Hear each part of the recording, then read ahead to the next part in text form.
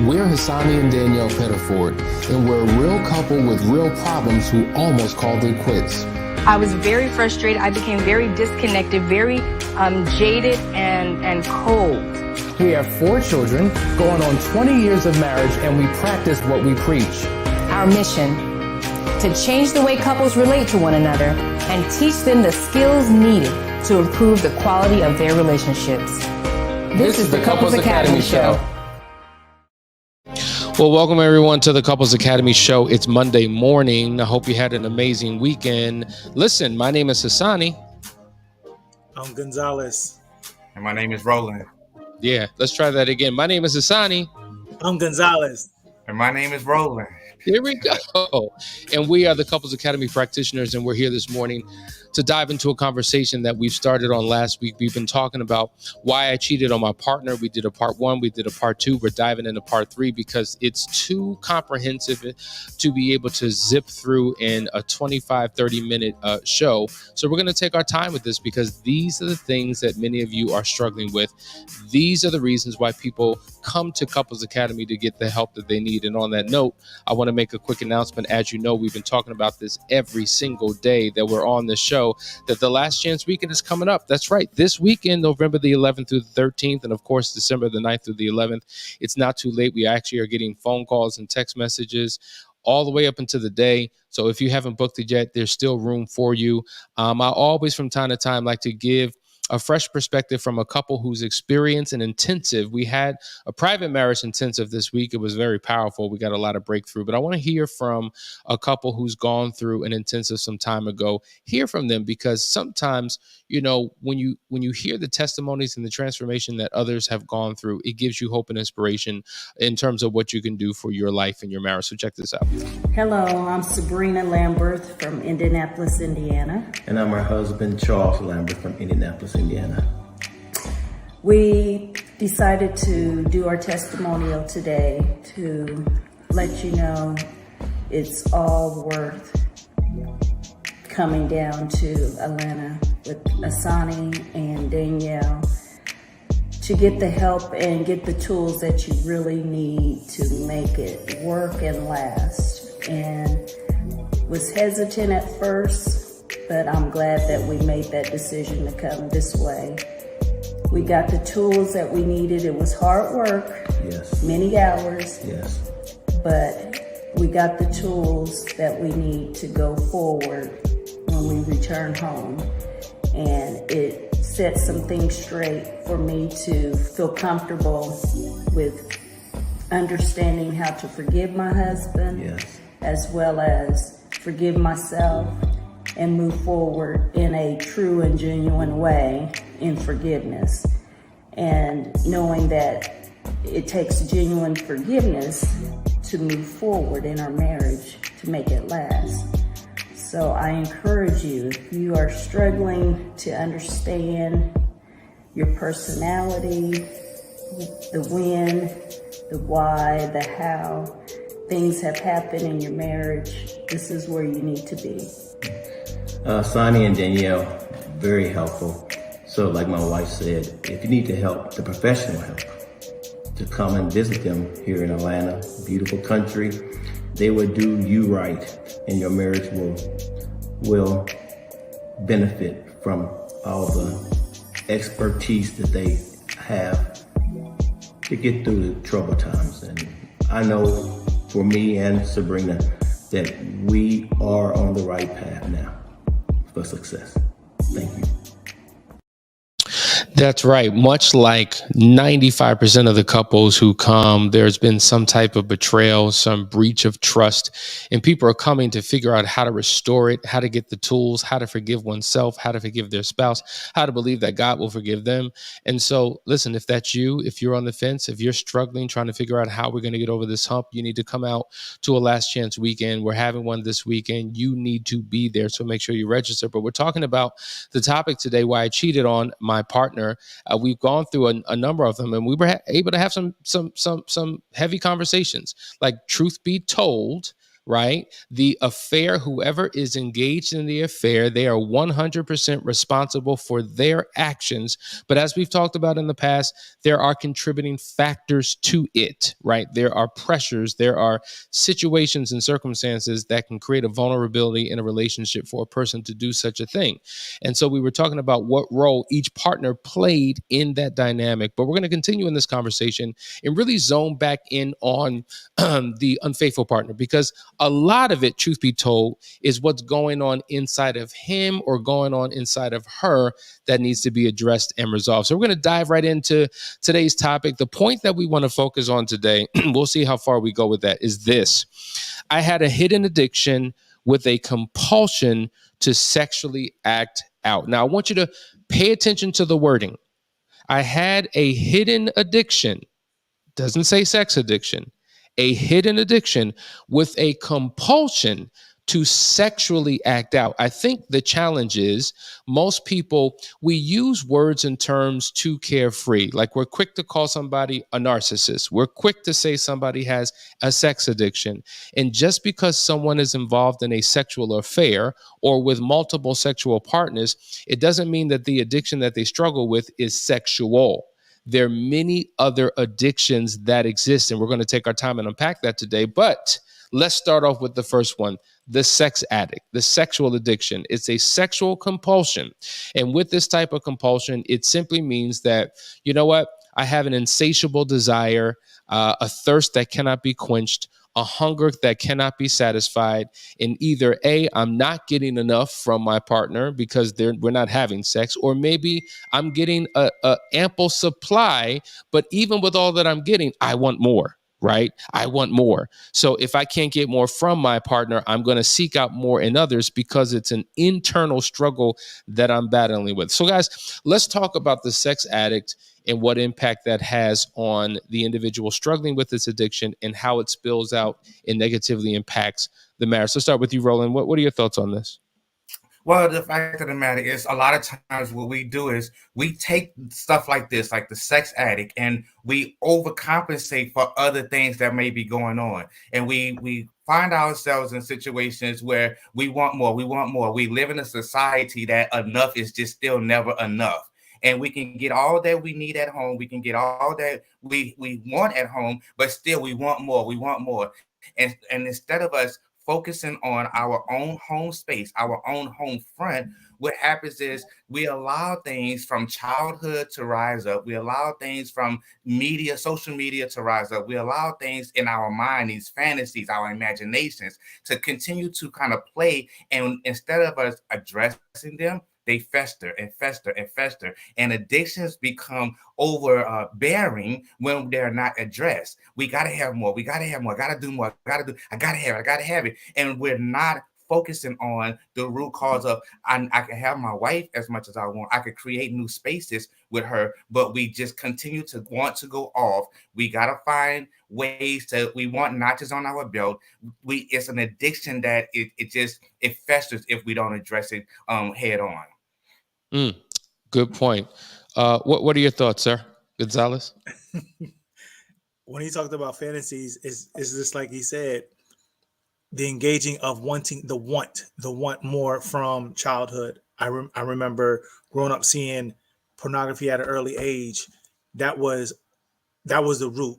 So from pornography, looking at it at a young age, you grow up as a teen wanting to experiment. As a teen, you jump into an adult, and it carries over into wanting more and more and more of the same. And it's like, whether it's pornography, whether it's gambling, whether it's alcoholism, an addiction rises from, and you're being taught or shown as an early child what they are, but you don't realize as you get older, it becomes a problem. And then when you look back, you see that the problem was in, the generational curses that have to be broken, because now you don't even know where it came from as a child, but now as a man, you got to put away those childish things. So it's all in all, where you got to know where your root comes from your addiction and cut it off. So, parents, this is really an important conversation because many of you have children, right? And so maybe they're teens, maybe they're preteens, or even younger.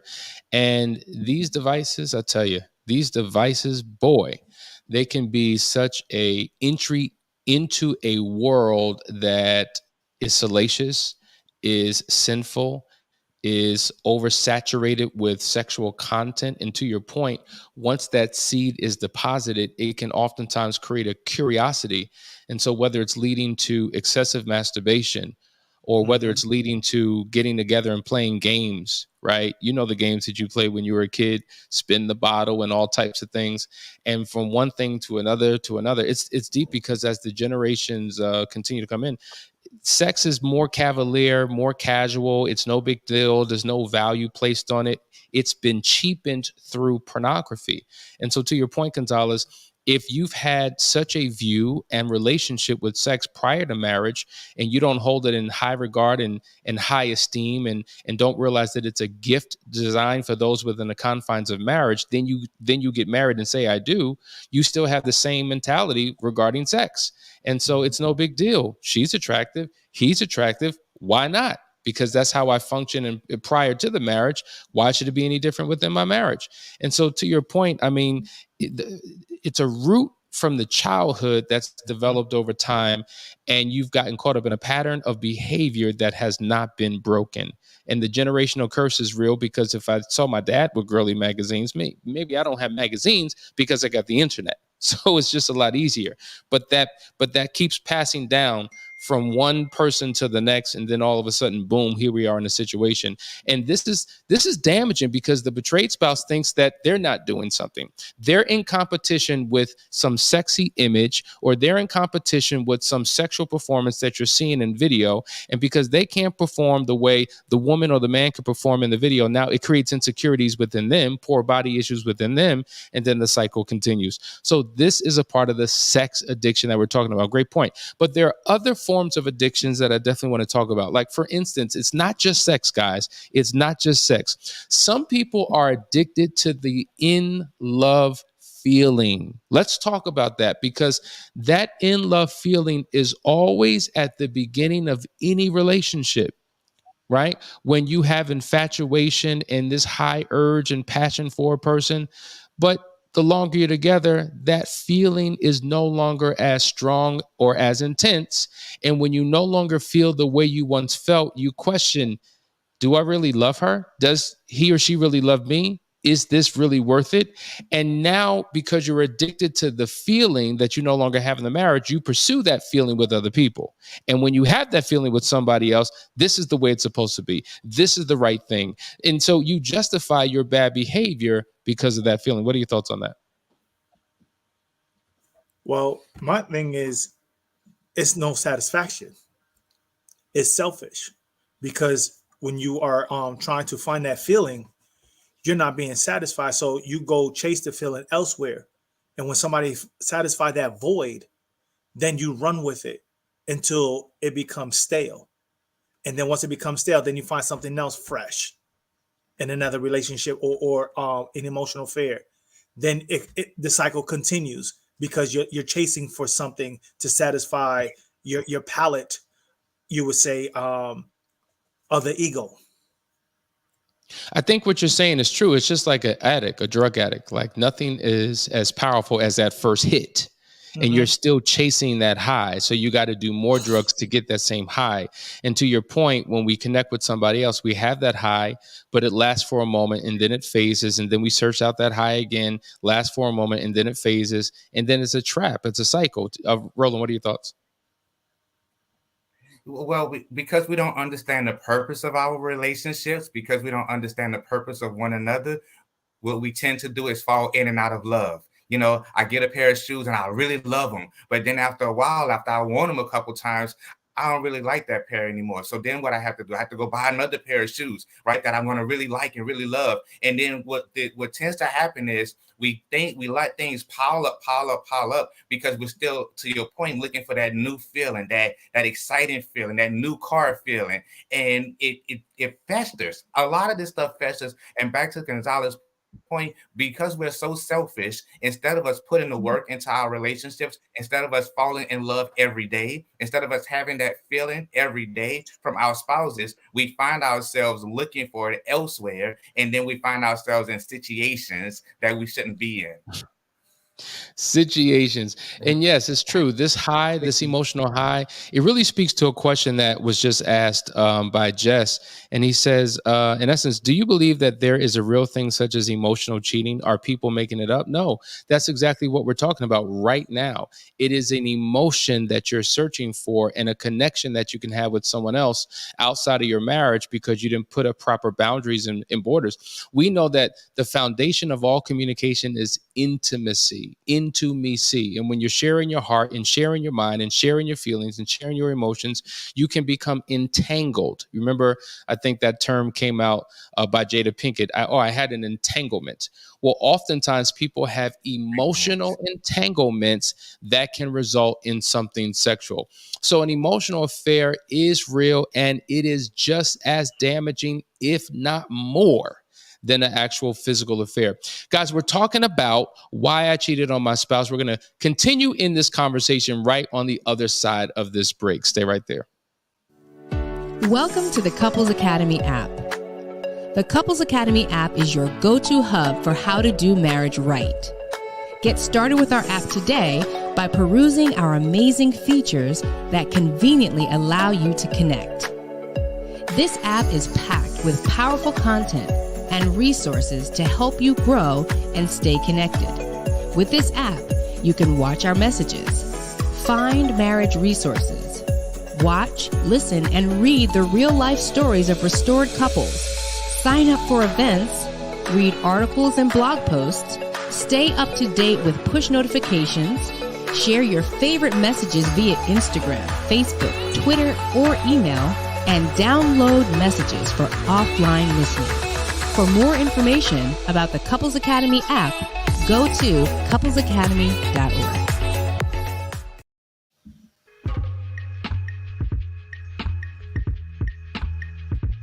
When 45 men from all walks of life come together in one place for one purpose, there is a collective harmony that produces an amplification of power that leaves an impact on the lives of men that cannot be erased. A fraternity of legendary men, all at the tipping point, on the precipice of greatness, meeting for one weekend to turn their worlds inside out. For the first time ever, the Foundry experience. Not an event, not a seminar or retreat, but an opportunity to come face to face with the man you were always destined to be. If you want a life that's better than the one that you are living, meet us January 2023 for the Foundry Experience.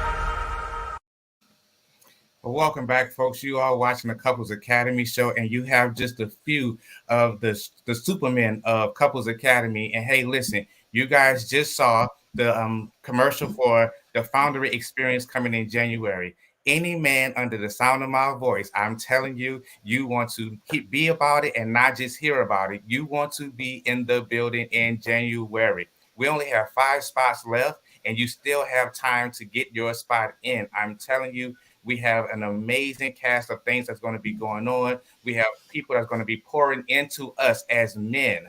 We know the ladies, they always have their thing. They always have their girl nights and their time away. But this is a time for men to come together, to bond with one another, to have our own space, to be vulnerable, be transparent, and also to solidify some things that we need help with. Every man needs a man. And we're going to have a group of men come together from all over the world. Trust me, I am telling you, literally, all over the world, guys are coming in to share in this experience, and I would caution you to do the same. Don't wait. You need to get in. Call me for your spot. Yes, get it, get it, get it. And I just want to encourage people.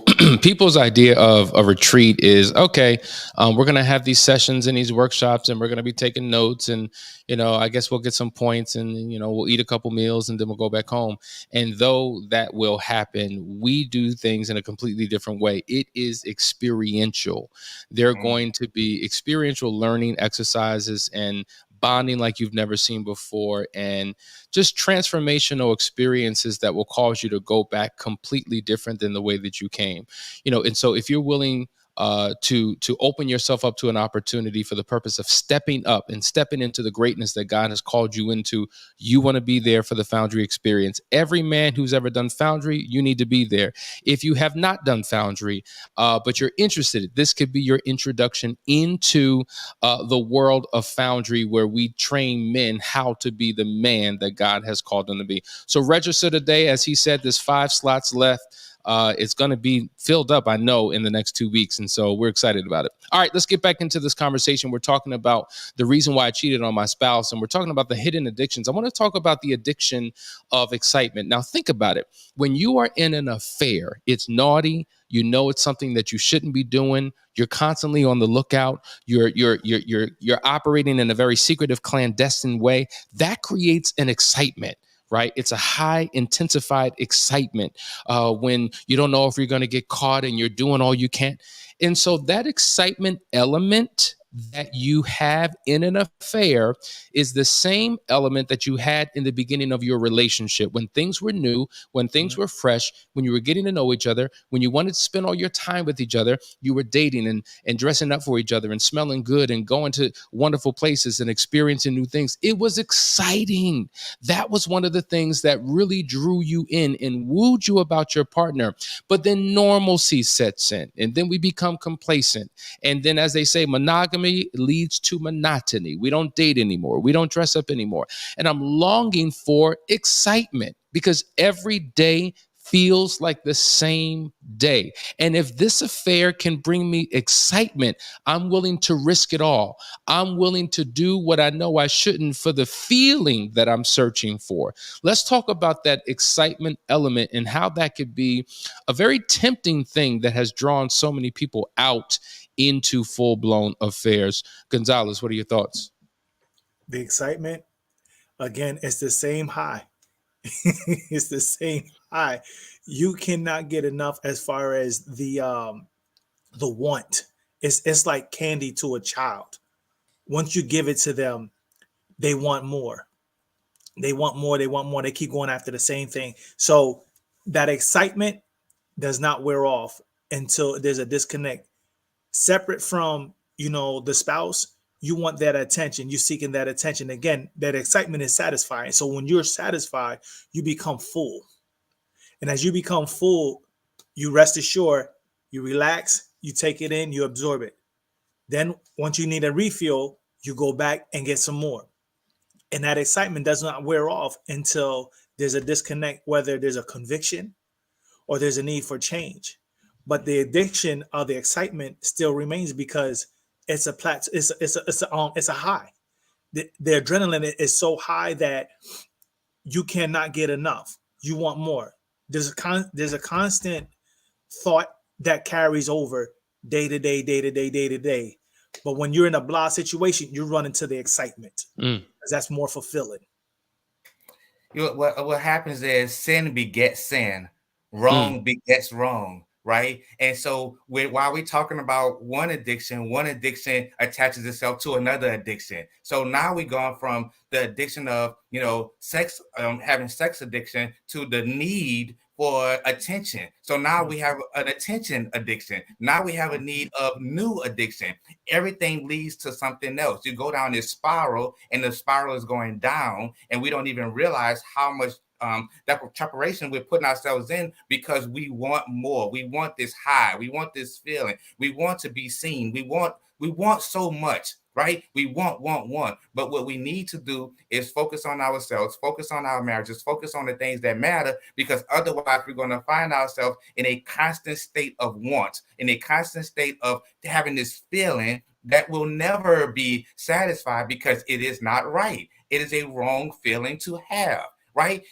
It's one thing to have a feeling about your spouse that is addictive, right? I want my wife to be addicted to me. I want to be addicted to my wife. I want to become addictive, right, to my wife. But I don't want to become addicted outside of the home. And as long as we continue to look for things outside of the home, you'll be able to find wrong outside of wrong. But again, wrong begets wrong, sin begets sin, and you find yourself compiling, right? Then your baggage that you're carrying, you're wondering why it's so heavy, and you don't realize it. But when you get used of it, it feels light, and now you're walking around with baggage that's unnecessary.